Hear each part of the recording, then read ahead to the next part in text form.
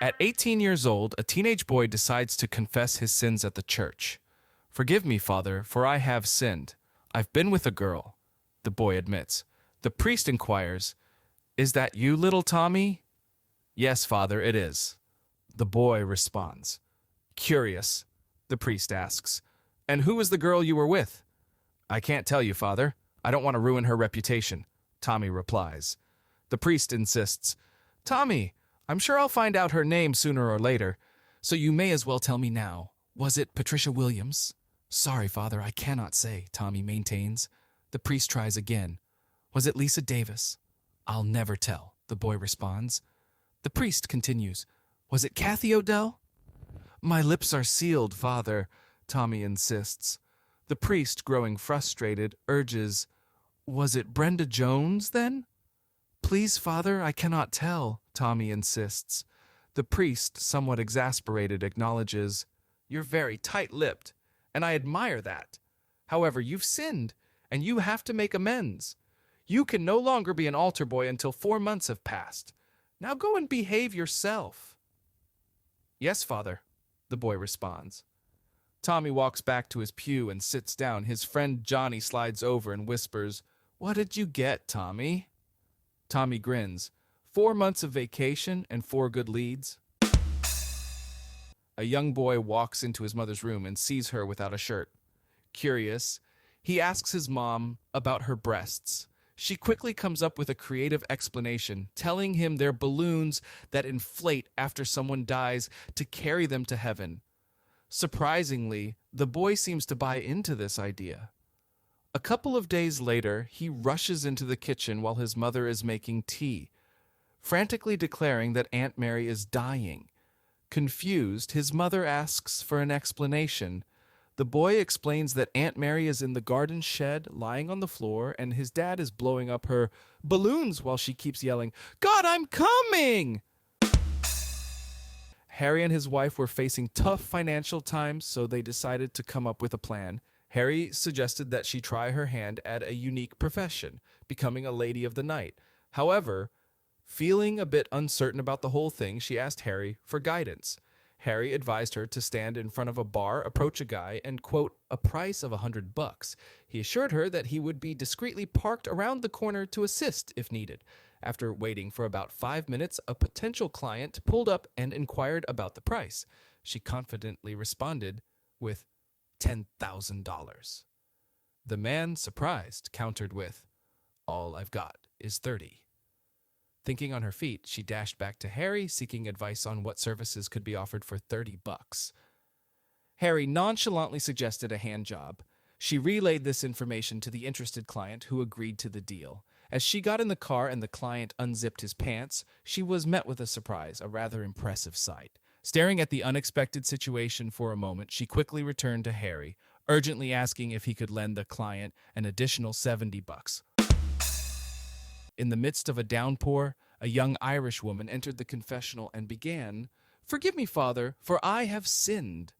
The priest instructed her to confess her sins for absolution. She proceeded, "Last night, my boyfriend passionately made love to me 7 times. After contemplating for a while, the priest advised her, "Take 7 lemons, squeeze them into a glass, and then drink it." Puzzled, the young woman asked if this would cleanse her of her sins. The priest replied, "No, but it will wipe the smile off your face."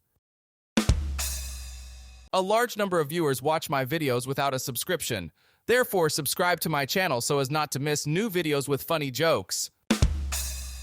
There was a man who was extremely particular about finding a wife he considered innocent and pure.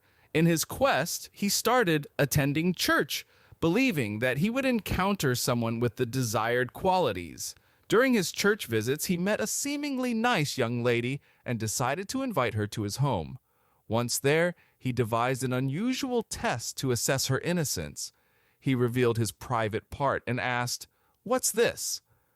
The young lady nonchalantly replied, "A." Disappointed with her response, the man concluded that she wasn't as pure as he had hoped. Undeterred, a few weeks later, he met another young lady at church who appeared even more innocent. Again, he took her home, repeated the peculiar test, and received the same response. Uh, Frustrated, he felt she didn't meet his criteria for purity. Time passed, and he encountered a third woman who seemed exceptionally pure. Though initially reluctant to visit his home, she eventually agreed. Hoping for a different outcome, he once again showed his private part and asked, "What is this?" This time the woman giggled shyly and said, "A pee-pee?" Ecstatic, the man believed he had finally found a woman who met his standards of purity. They eventually got married, but months into their marriage, every time she saw his private part, she would giggle and refer to it as your pee-pee. Unable to bear it any longer, one day he corrected her, saying, "Look, this is not a pee-pee, it is a... She laughed and said, "No, it's not a pee-pee, it's 10 inches long and black." A young Amish fellow finds himself in a tough spot when a bunch of wooden crates spills off his wagon. Sweating and straining under the scorching sun, a passerby expresses concern about the lad overexerting himself. Curious, the man learns that the lad fears his father's wrath if he doesn't tidy up quickly. Advising the lad to take it easy, they eventually pause under a shady tree for a water break. Inquiring about the lad's father, the man suggests having a chat to sort things out. The lad, with a touch of humor, reveals that his father is buried beneath the toppled crates. A guy is working out next to a blonde at the gym, and as he gets hot during his exercises, he decides to take off his shirt. The blonde playfully compliments his impressive chest, to which he confidently responds, "100 pounds of pure dynamite, babe," before resuming his workout. After a while, feeling even hotter, he decides to take off his pants. Once again, the blonde winks and praises his well-defined calves. Unfazed, the man repeats his earlier line about being 100 pounds of pure dynamite and continues with his exercises. Eventually, he gets so overheated that he takes off his underwear without hesitation. This time, the blonde screams and runs away in fear. The man chases after her, puzzled, and asks why she ran away. The blonde explains, "I was afraid to be around all that dynamite when I saw how short the fuse was." A man traveling for work in the Scottish Highlands found himself admiring the breathtaking scenery when his car suddenly sputtered and stopped. Realizing he had a problem with his car in a seemingly remote location, he scanned the area and spotted a quaint little cottage not too far off the road. Hoping for assistance, he made his way to the front door and gave it a firm knock. The door creaked open, revealing a tall, sturdy Highlander with a thick beard and a welcoming smile. "Hello there," said the traveler, trying to hide his distress. "My car seems to have given up on me, and I'm stranded. Is there a place nearby where I could stay for the night?" The hardy Scotsman, with a twinkle in his eye, responded warmly, "Of course! You're in the Highlands, after all. You can stay right here. We are known for our unmatched hospitality." Feeling relieved, the traveler entered the cozy dwelling. The interior had a simple, homely charm. From the back room, the Highlander called out, "Jeannie." Moments later, a beautiful young woman made her appearance from the kitchen. "Jeannie, could you please prepare a hearty meal for our guest? Let's ensure he gets a true taste of our Highland hospitality." The traveler couldn't believe his luck. Not only was he being offered shelter, but also a meal by such a lovely young lady. As he settled down, Jeannie served him a delicious spread that truly represented the best of the Highlands. While relishing the food, the burly Highlander stood up, stretching his arms. "Well, I must head out to attend to the cows and get the evening smoking done. Please make yourself comfortable here. And remember, our Highland hospitality is second to none."